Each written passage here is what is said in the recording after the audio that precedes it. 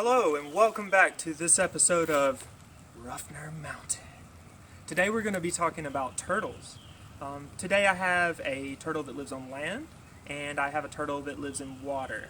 I am going to show you a couple of differences between the two, and we're actually also going to talk about why it's important to limit our use of one-time plastics. Again, in case you didn't know, my name is Aaron and I work here at Ruffner Mountain caring for our animals and answering a plethora of questions about wildlife.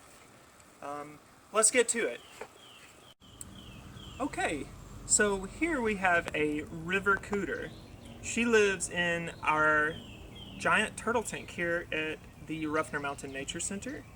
She is a aquatic turtle. Do you guys want to guess what or where a aquatic turtle lives? So if you'll take a look at these feet, notice how they're webbed. Do you guys see that? Okay. So what do you guys think that something with webbed feet would use those for? Maybe swimming? So like I was saying, this is an aquatic turtle. Aquatic turtles can be found in streams, creeks, rivers, lakes. You'll commonly see them laying and basking in the sun on logs. And this time of year, you might see turtles trying to cross the road. Do you guys know why the turtle crossed the road? Well, it actually was to get to the other side. They will be looking for places to lay their eggs. And if you ever encounter a turtle while driving, if it's going in this direction and you want to get it out of the road, the best thing to do would be to pick it up from the back, not by the tail, and sit it off the road in the direction that it was going. So, like I was saying, this is a aquatic turtle. You can find them in rivers, lakes, streams, and creeks. They're native to Alabama. They like to eat vegetation, fish, and other animals, small animals. Okay guys, I'm going to talk really quickly because our friend here, the river cooter, doesn't like to be picked up. So, I bet you're asking yourself, how do turtles breathe underwater, and how long can they hold their breath underwater? Well, that depends on the turtle, the temperature of the water, and a couple of other things. But I'm going to share a secret with you guys that you might not already know. So, turtles can actually breathe through their butts. But it's not actually called their butt. It's a cloaca. And they are able to breathe through a process called cloacal respiration. Some turtles can stay underwater for months at a time. There are turtles in climates where the lake or pond that they stay in is frozen completely. And their metabolisms, which are controlled by external sources, such as the sun or a heated rock or so on and so forth, when those external factors are really cold, their metabolisms slow down really, really slow. Super slow. And they're able to slow down their rate of breathing, and they're able to have an exchange of gases and oxygen through their cloaca. So that's all that we have to say about the river cooter today. Perhaps in the future you can visit our nature center once we reopen and learn more. So now we're going to talk about a turtle that's a little different than our aquatic turtles.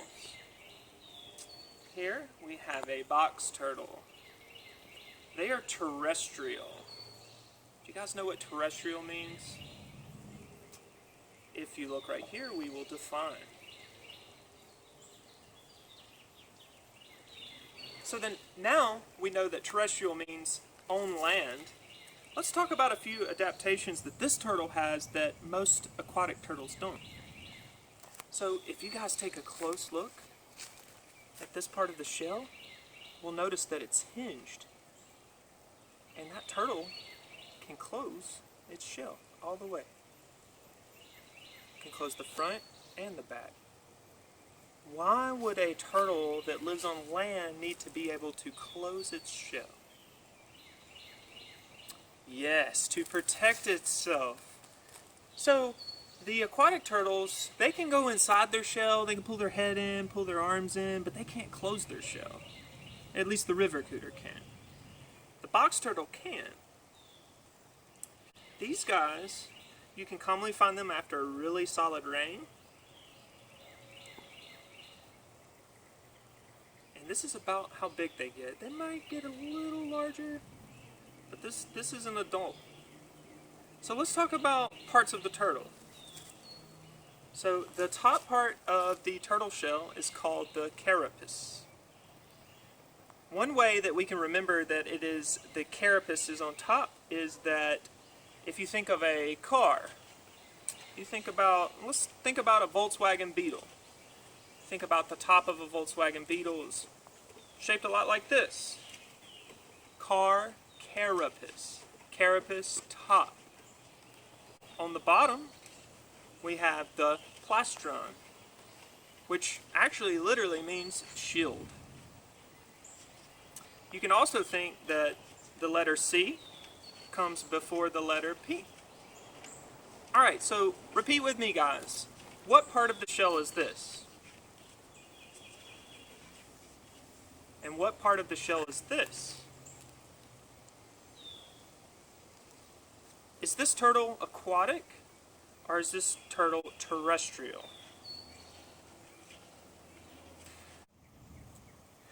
And now a little bit about turtles and one-use plastics. So, turtles are vertebrates that make up one of the largest portions of biomass out of any vertebrate in the world. So, I bet you're asking yourself, what is biomass?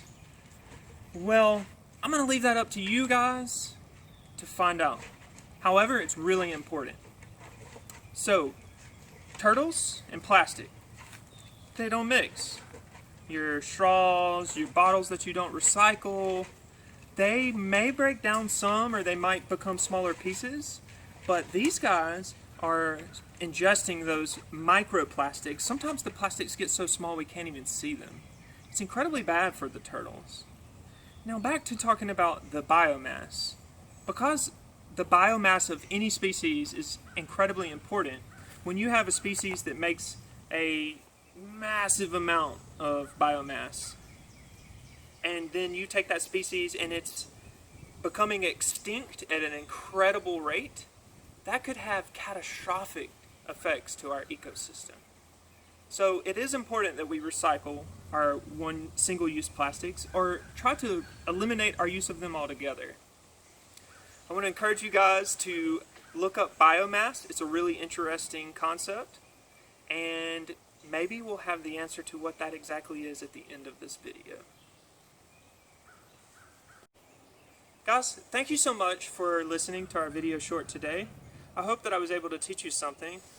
Please be sure to check back in the future for more educational videos. And please consider donating to Ruffner Mountain.